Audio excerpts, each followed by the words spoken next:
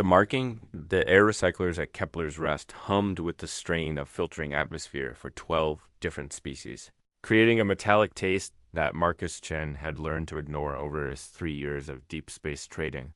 He adjusted his translator earpiece and checked the datapad displaying mineral composition charts for the 100th time. Today's negotiation could change everything for Earth's defense program, and he couldn't afford mistakes. Kepler's Rest served as the galaxy's most neutral trading post, a massive rotating cylinder anchored between three star systems where no single government held sway. Species that had been at war for centuries sat at the same tables here, bound by commerce and the station's ironclad neutrality laws. Marcus had chosen this location specifically because the rare quantum crystals he needed were controlled by a consortium of alien miners who trusted no one completely. The main trading hall stretched 5 levels high, with walkways and platforms accommodating everything from the massive Krolix with their chitinous shells to the tiny floating ethereals, who communicated through color changes. Marcus sat at his designated table on the 3rd level, surrounded by holographic displays showing Earth's mineral offers and credit guarantees. He'd been preparing for this moment for 8 months. The humans arrived with empty promises again. Rumbled Gorthek, the Krolix trade representative, his voice like grinding stone through the translator. Your species has been in space for barely a century. What can you offer that we cannot obtain elsewhere? Marcus remained calm. A skill he'd developed through countless negotiations where showing weakness meant losing everything. Gorthak honored. Friend, we offer something unique. Earth's biological diversity has produced compounds that enhance crystal formation efficiency by 37%. Our preliminary tests show quantum crystals grown with our organic catalysts maintain coherence 40% longer than standard grades. He activated a holographic display showing test results from Earth's laboratories. The data was real, painstakingly, gathered by scientists who understood what was at stake. Earth needed those crystals for the new defense grid, especially with reports of aggressive expansion by the hegemony empire reaching human space. The Zeke representative, a tall being with silvery skin and multiple arms, leaned forward with interest. These results appear genuine, but how do we verify your claims? Your world is far from our territories. I propose a trial partnership, Marcus replied, pulling up detailed shipping manifests. We'll provide catalyst samples for your next crystal growth cycle. If the results match our projections, we establish a long-term contract. If not, you keep the catalyst as compensation for your time. It was a risky offer. Those biological catalysts represented months of work by Earth's best biochemists. But Marcus knew that showing confidence in their product was essential. Around the hall, other negotiations continued in a dozen languages. But he noticed several alien traders, listening to his conversation with growing interest. That's when he first saw her. The Vex-High female stood on the upper walkway, nearly 7 feet tall with midnight black fur, marked by silver stripes. Her amber eyes tracked his every movement with predatory focus. Marcus had heard of the Vex-High, but never seen one in person. They were an ancient warrior species, proud and fierce, rarely involving themselves in trade negotiations. Her presence here seemed unusual. The human makes bold claims, interrupted a new voice. Marcus turned to see a Thalian representative approaching their table, his reptilian features twisted in what might have been a sneer. But we have concerns about dealing with such a young species. How do we know you won't abandon agreements when they become inconvenient? The question hit at humanity's biggest weakness in galactic trade. Humans were newcomers and their reputation was still being established. Several other species had raised similar concerns during Marcus's previous negotiations, and he'd lost deals because of it. That's a fair concern, Marcus acknowledged, standing to address the growing crowd of interested traders. But consider this. Humanity's entire survival depends on establishing trustworthy relationships with our galactic neighbors. We can't afford to break agreements. Our world is small, our resources limited compared to your great civilizations. Our only asset is our word, and we guard it carefully. The Thalian wasn't satisfied. Words are easily spoken. Actions matter more. Prove your species can be trusted with something that matters. Suddenly, the atmosphere in the hall shifted. The Krolix representative Gorthok began clicking his mandibles in agitation, a sign of growing anger. The Zeke delegation stepped back from their table, their multiple arms weaving defensive patterns. Marcus felt the tension spike and realized a serious conflict was developing. The crystal rights to Sector 7 belong to our consortium. Gorthok declared loudly. The Thalians have no legal claim to those mining territories. The Thalian representative's eyes flashed with cold fury. Your consortium gained those rights through deception. The territories were ours first, before your kind contaminated the crystal formations with your crude extraction methods. Other traders began moving away from the area as the two groups faced each other. Marcus recognized the signs of an escalating dispute that could turn violent. Station security would intervene eventually, but not before damage was done to the fragile. Neutrality that made Kepler's rest possible. On the upper walkway, the Vex-High female moved closer, her attention now completely focused on the developing confrontation. Marcus caught her eye for a moment and saw something there that surprised him. Not anticipation of violence, but curiosity about how he would respond. The Krolix and Thalian groups were now standing face to face, their respective allies moving to support them. Voices rose in multiple languages as old grievances surfaced. Marcus saw his carefully planned negotiation dissolving into chaos. Along with Earth's hopes for the quantum crystals, he made a decision that would change his life forever. Stop, Marcus said loudly, stepping between the two groups. The hall quieted slightly, more from surprise than respect. A single human inserting himself between angry aliens seemed either very brave or very stupid. Gorthek, friend, your people have been mining crystals for 3 millennia. Your expertise is unquestioned. Marcus began, his voice carrying clearly through the hall's acoustics. Zephic, honored Thalian, your species discovered quantum crystal applications that revolutionized galactic technology. Both achievements deserve recognition. He activated his datapad and projected a holographic star map showing the disputed sector. But fighting over Sector 7 misses a larger opportunity. Sector 8, just 12 light years away, shows similar geological markers but remains unexplored.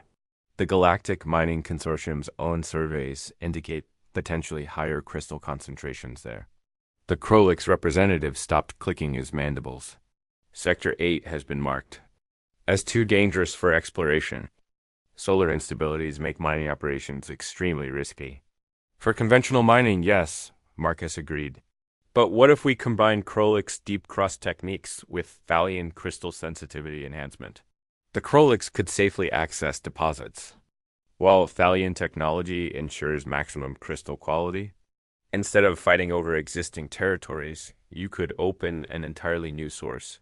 He pulled up detailed geological surveys and economic projections. The partnership would require both civilizations' expertise, making it more profitable than either could achieve alone. And Earth's biological catalysts could enhance the entire operation, creating a three-way partnership that benefits everyone. The hall had grown quiet. Marcus could feel hundreds of eyes watching as the two species considered his proposal. The Thalian representative spoke first. The humans suggest cooperation where we saw only conflict. This approach has ... merit. Gorthek's mandibles clicked thoughtfully. The deep crust access techniques would indeed minimize solar radiation exposure. And enhanced crystal quality would justify the additional risks. Marcus felt the tension drain from the hall, as other traders realized violence had been avoided. More importantly, his proposal had shown human problem-solving ability in action. Several alien representatives who had been skeptical were now looking at him with new interest. You see, Marcus addressed the entire gathering. This is what humanity offers. Not just trade goods or empty promises, but new ways of looking at old problems. We specialize in finding solutions that benefit everyone. That's when it happened. The Vex-High female dropped silently from the upper walkway. Landing with fluid grace despite the 20-foot fall, she moved through the crowd with purposeful strides, her amber eyes never leaving Marcus's face. Other aliens stepped aside automatically, recognizing the predatory confidence that marked her species. Marcus had never been this close to a Vexhide before. Her feline features were both beautiful and intimidating, with high cheekbones and slightly pointed ears.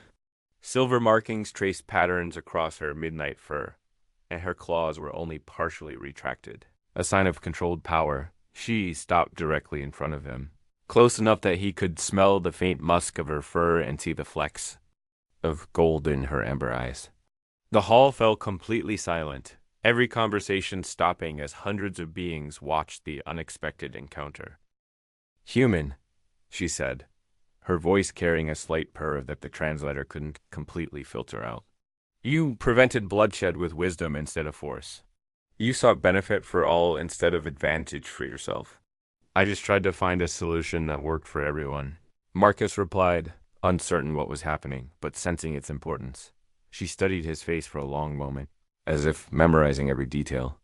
Then, without warning, she reached out with her left hand and placed it against the right side of his neck. Her claws extended just enough to leave 3 parallel marks in his skin, precise and deliberate. The touch lasted only seconds, but Marcus felt something change. A sensation he couldn't define. The reaction from the crowd was immediate and dramatic. Several aliens dropped to one knee in gestures of respect. Others backed away as if witnessing something sacred. The Krolix Gorthak's mandibles clicked rapidly in what Marcus now recognized as amazement. "I am Kirathex of the Shadowmane clan," she announced in a voice that carried to every corner of the hall.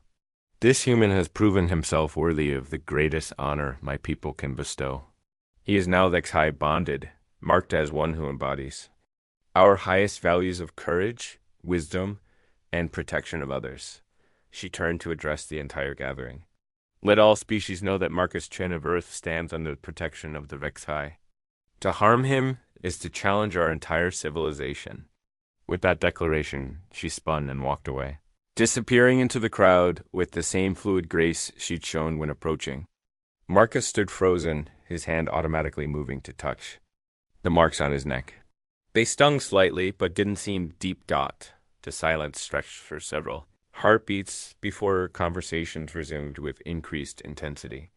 Marcus found himself surrounded by alien traders who had previously shown little interest in dealing with humans. The Zeke representative was the first to approach. "Marcus Chen of Earth," the silvery being said formally, "the Shadowmane clan has not granted Vix by bonding to any being in over 2 centuries. This honor elevates your status considerably. Our consortium would be pleased to discuss crystal trading arrangements immediately." Other aliens pressed forward with similar offers, their previous concerns about humanity's reliability apparently forgotten. Marcus struggled to process what had happened. One moment, he'd been trying to save his negotiation from collapse. The next, he'd somehow earned the highest honor of one of the galaxy's most respected warrior species that Captain Rosa Torres found him. An hour later, still surrounded by eager alien traders making increasingly generous offers for Earth's quantum crystal needs. Rosa had been Marcus's friend since their academy days, and served as captain of the trading vessel Meridian, which had brought them to Kepler's Rest. "Marcus," she said, pushing through the crowd with practiced authority, "we need to talk, now." She led him to a quiet corner of the hall where they could speak privately. Rosa's expression was a mixture of amazement and concern that Marcus had rarely seen on her usually confident face. "Do you have any idea what just happened to you?" she asked, quietly. "Some kind of alien honor ceremony, I think," Marcus replied, still touching the marks on his neck. "Though I'm not sure why she chose me." Rosa shook her head. "Marcus, Vex-Hide bonding isn't just an honor. It's a life commitment. Among their people, the Vex-Hide bond is formed when a warrior recognizes someone who perfectly embodies their cultural ideals. It happens maybe once in a generation, and never before with an alien species." The implications began sinking in. "What does that mean for me?" It means Kirathex just declared herself permanently responsible for your welfare and protection. More importantly, it means you're now connected to her in ways that Vexi culture considers sacred and unbreakable. Before Marcus could respond, alarms began blaring throughout the station. Red warning lights flashed as the automated announcement. System activated in multiple languages. Attention all station residents and visitors. Armed vessels are approaching Kepler's Rest. All non-essential personnel should proceed to designated safety areas immediately. Through the hull's massive viewing windows, Marcus could see ships dropping out of hyperspace. They were sleek, black, vessels with the distinctive angular design of Syndicate hunters. As more ships appeared, it became clear this was no routine patrol. They're surrounding the station, Rosa observed grimly. A new announcement overrode the warning system. This one carrying a human voice, speaking accented Standard Galactic. This is Commander Voss of the Syndicate Security Division. We are conducting a lawful operation to apprehend a dangerous fugitive. The subject is a VX high female, designation Kirathex, wanted for theft of classified military technology. Anyone providing assistance to this fugitive will be considered an accomplice. Marcus felt his blood turn cold as he understood the implications. The Vexi who had bonded with him was apparently a wanted criminal, and the Syndicate had just announced their intention to capture her. Around the hall, aliens were looking at him with expressions ranging from sympathy to fear. The marks on his neck suddenly felt like a target painted on his back. "Rosa," he said quietly, "I think we might be in serious trouble." His captain's expression hardened with determination. "Then we better figure out what we're dealing with before those Syndicate ships decide to board the station." As if summoned by his words, Kirathex appeared beside them again, moving with the silent grace that seemed natural to her species. Her amber eyes held a mixture of regret and resolve. "Marcus-chan," she said softly, "I apologize for bringing danger to you. But circumstances have forced my hand. The Syndicate claims I stole from them, but the truth is far more complicated." She glanced toward the viewing windows where more ships continued to arrive. "They are here for me, but now that you bear my mark, they will see you as leverage to use against me. This was not my intention, but I cannot undo what has been done." Marcus looked at the growing fleet surrounding the station, then at the alien woman whose single action had transformed his simple trading mission into something far more dangerous and complex. "Then I guess you better tell me what's really going." He said, surprised by his own calm tone. "Because it looks like we're in this together now." The marks on his neck pulsed with a warmth he hadn't noticed before. And Marcus realized his life as a simple trader had just ended forever. The bonds. Truth. The emergency airlock cycled with mechanical precision as Marcus, Rosa, and Kirathex made their way aboard the Meridian. Behind them, Kepler's Rest was in chaos as Syndicate security teams boarded the station, searching compartment by compartment for the Vexi fugitive. Marcus could still hear the metallic voice of Commander Voss echoing through the stations. Communication system, demanding cooperation from all residents. "They'll scan every ship before allowing departure," Rosa said, as she sealed the airlock behind them. "We have maybe 20 minutes before they reach our docking bay." Kirathex moved to the ship's corridors with fluid confidence, her enhanced. Senses constantly alert for danger. "They will not simply scan," she corrected grimly. "Commander Voss has authorization to conduct invasive searches. You will tear this vessel apart looking for me." Marcus activated the ship's internal communication system. "All hands, prepare for emergency departure. Miguel, I need you in engineering. Sarah, get to the bridge and start warming up the quantum drive." The Meridian wasn't a warship, but it was fast and well-equipped for long-range trading missions. Marcus had invested everything he owned in the vessel, choosing speed and reliability over defensive capabilities. Now he wondered if that had been a mistake. "Kirathex," he said as they headed toward the bridge, "before we all get arrested, or worse, I need to know what's really happening. What did you steal from the Syndicate?" The Vexi female paused at the bridge entrance, her amber eyes reflecting. Complex emotions. I did not steal anything, Marcus Chen. I discovered something they wanted to remain hidden. She moved to the central display console and activated a data chip from her belt. Holographic images filled the brig showing technical schematics, communication logs, and what appeared to be biological research data. The Syndicate has been developing neural control technology. Kirathex explained, her voice tight with controlled anger. They plan to use it to enslave my entire species, turning the Vexi into controllable weapons for their expansion campaigns. Rosa whistled softly as she examined the technical specifications. Marcus, this is incredible. They've created implants that can override higher brain functions while leaving combat instincts intact, essentially turning conscious beings into programmable soldiers. The implications were staggering. The Vexi were one of the galaxy's most formidable warrior species, renowned for their strength, speed, and tactical abilities.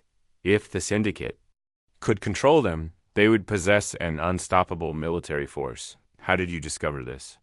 Marcus asked. I was working as a security consultant for one of their research facilities, Kirathex replied. My people occasionally take such contracts to earn credits for our home worlds. I was supposed to test their defensive systems, but I uncovered files that revealed the true purpose of their research.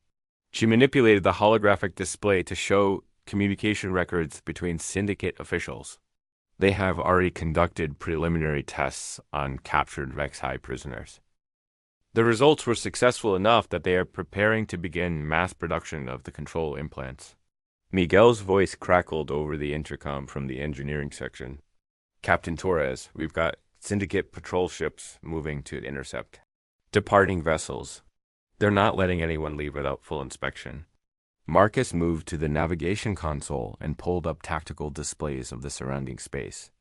The Syndicate had positioned their ships to create a perfect containment field around Kepler's Rest. Any vessel attempting to leave would be caught in their crossfire. There, Rosa pointed to a gap in the patrol formation. If we can reach that vector before they adjust their positions, we might slip through. They'll detect us the moment we launch, Marcus observed. Those ships have military-grade sensors. Kirathex studied the tactical display with predatory focus. Not necessarily. Vexi ships use adaptive camouflage technology that can fool most scanning systems. I can modify your ship's emissions to mimic the signature of a supply transport. She moved to the engineering controls with practiced efficiency, her claws dancing over interfaces designed for human hands. My people developed this technology for hunting, but it works equally well for avoiding detection. Within minutes, she had integrated alien modifications into the Meridian systems. The ship's energy signature began fluctuating in patterns that would make it appear as routine station traffic to distant sensors. Sarah, take us out slowly, Marcus ordered over the intercom. Make it look like a routine supply run to the outer platforms. The Meridian detached from Kepler's Rest with gentle precision, joining the stream of traffic moving between the station and its various support structures. Marcus watched the tactical display as Syndicate patrol ships tracked multiple vessels, but showed no special interest in their departure. They were halfway to the gap in the patrol formation when everything went wrong. Multiple contacts accelerating toward our position, Sarah announced from the pilot station. They've identified us. The main display showed 3 Syndicate interceptors breaking formation and closing fast. Their sleek, predatory designs were built for pursuit and capture, bristling with weapons and equipped with the most advanced tracking systems available. So much for stealth, Rosa muttered as she activated the ship's defensive systems. Kirathex moved to the tactical station with fluid grace. They are not detecting us through normal sensors, she said, studying the incoming ship's approach patterns. Commander Voss must have installed bioscanners specifically designed to identify Vexi life signs. The first energy blast struck the Meridian shields, causing the ship to shudder as power fluctuated through the defensive systems. Marcus gripped his chair as more impacts followed, each one stronger than the last. Return fire, he ordered. Marcus, Rosa said grimly.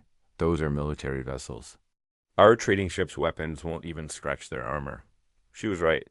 The Meridian carried defensive systems suitable for deterring pirates, not for engaging Syndicate warships. They were outgunned, outnumbered, and rapidly running out of options. There is another way, Kirithek said quietly, but it requires trust. Marcus looked at her, seeing determination and something else in her amber eyes. What kind of trust? The Vex-High bond we share is more than symbolic, she explained as another barrage rocked the ship. It creates a neural link that allows us to share thoughts and reactions. If you allow me to connect with your mind, we can coordinate your ship systems with precision no single pilot could achieve. The concept was terrifying and fascinating at the same time. Marcus had heard of species that could form mental connections, but humans had never encountered such abilities directly. What are the risks? He asked. For you? Minimal? The link works through the marks I placed on your neck. For me, it requires complete vulnerability. If the connection fails while we are linked, the neural feedback could kill me. Another explosion, this one close enough to overload several systems. The ship's lights flickered as backup power engaged. Do it, Marcus decided. Kirithek moved behind his chair and placed her hands on either side of his neck, her claws gently touching the marks she had made hours earlier. Marcus felt warmth spreading through the contact points, followed by a sensation unlike anything he had ever experienced. Suddenly, he could sense Kirithek's thoughts and emotions. Her fierce determination, her protective instincts, and her absolute commitment to preventing the Syndicate from enslaving her people. But he also felt her fear, not for herself, but for him and the danger she had brought into his life. More importantly, he could sense the approaching ships with predatory clarity. Their speeds, positions, weapon charging cycles, and tactical intentions became as clear to him as if he were piloting them himself. Sarah, he said, his voice carrying new confidence. Execute turn sequence. Gamma 7 Alpha and 3 ... now.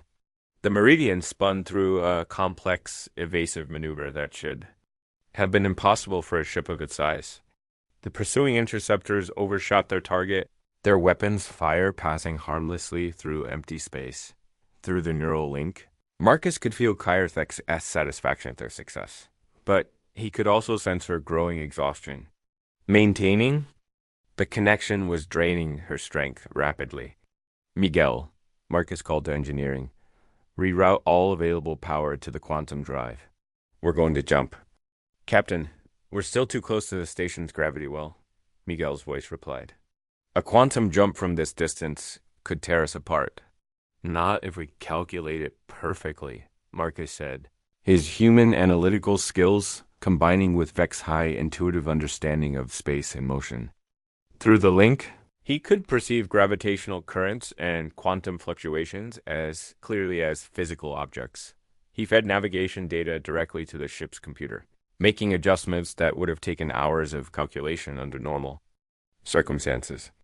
The quantum drive began building to jump threshold as the Syndicate ships closed in again. They're charging heavy weapons, Rosa announced. Whatever we're doing, we better do it fast. Jump in 5 seconds, Marcus announced, his consciousness balanced perfectly between his own thoughts and Kirithek's S-enhanced perceptions. 4.3.2. The universe compressed around them as the quantum drive engaged, folding space-time in ways that human science barely understood. For an instant that lasted forever, Marcus experienced reality from a Vex-High perspective, seeing dimensions and connections invisible to human senses. Then they were elsewhere, hanging in empty space between star systems with no sign of pursuit. Slumped in his chair as the neural link dissolved, leaving him feeling strangely empty. Behind him, Kirithek caught herself against the bulkhead, her strength nearly spent from maintaining the connection. Where are we? Rosa asked, studying the navigation displays. Approximately 47 light-years from Kepler's rest, Sarah reported from the pilot station. In the outer rim territories well beyond Syndicate jurisdiction. Marcus turned to check on Kirithek, who was slowly recovering her composure. The mental connection they had shared left him with new understanding of her species and the bond they now shared. The neural link, he said quietly. That's permanent, isn't it? She nodded, not quite meeting his eyes.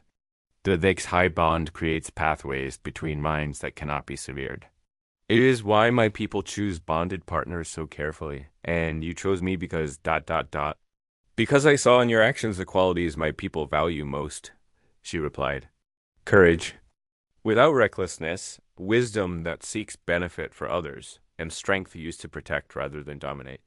Rosa had been listening to their exchange with growing understanding. Marcus, this changes everything. The syndicate won't stop hunting either, you know. That neural link makes you both too valuable and too dangerous. She was right. The syndicate would want to study the bond, to understand how it worked and whether it could be replicated for their own purposes. Both Marcus and Kirathex were now permanent targets. Then we make sure they can't capture us, Marcus said with growing determination. And we expose their plans to the galactic community. He moved to the communication console and began composing a message to Earth Command, attaching copies of the data Kirathex had stolen from the syndicate. What are you doing? She asked.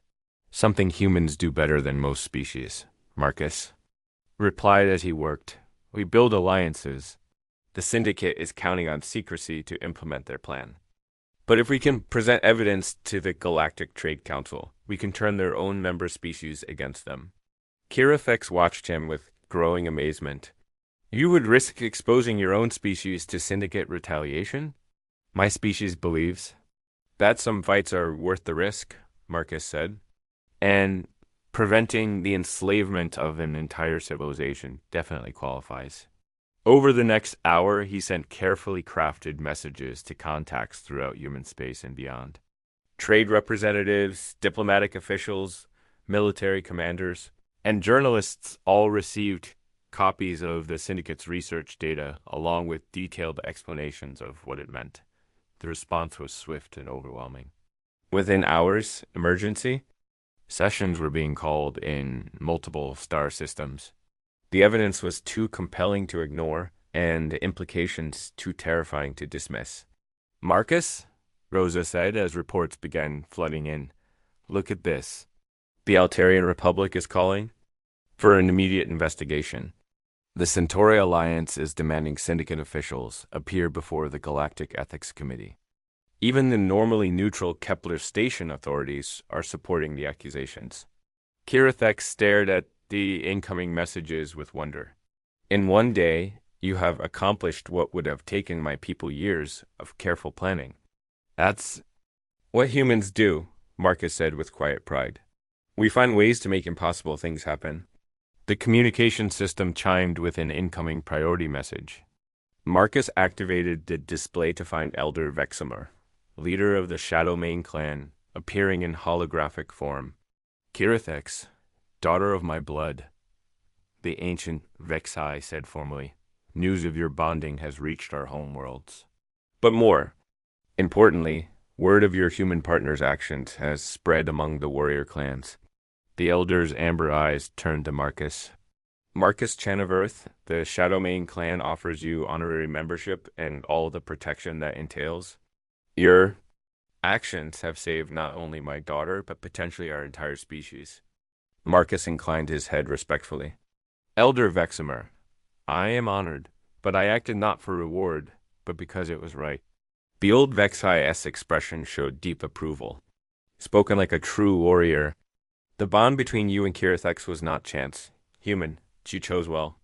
After the elder's image faded, Marcus found himself alone with Kirathex on the bridge. The ship flew through hyperspace toward Earth, carrying passengers whose lives had been forever changed by a single moment of connection. What happens now? He asked. Kirathex moved closer, her amber eyes reflecting complex emotions. Now we face whatever comes together. The bond between us cannot be broken, Marcus Chen, but neither is it a burden. It is a gift that allows two very different species to become something greater than either could be alone. She placed her hand gently over the marks on his neck, and Marcus felt the warmth of their connection pulse with quiet strength. The Syndicate will not abandon their plans easily, she continued. They will try other approaches, target other species. But they will find that humans and Vex high together are far more dangerous than they anticipated. Marcus smiled as he looked out at the stars rushing past. Then I guess we better start planning our next move. The marks on his neck pulsed with shared determination as two species began forging a partnership that would change the galaxy forever.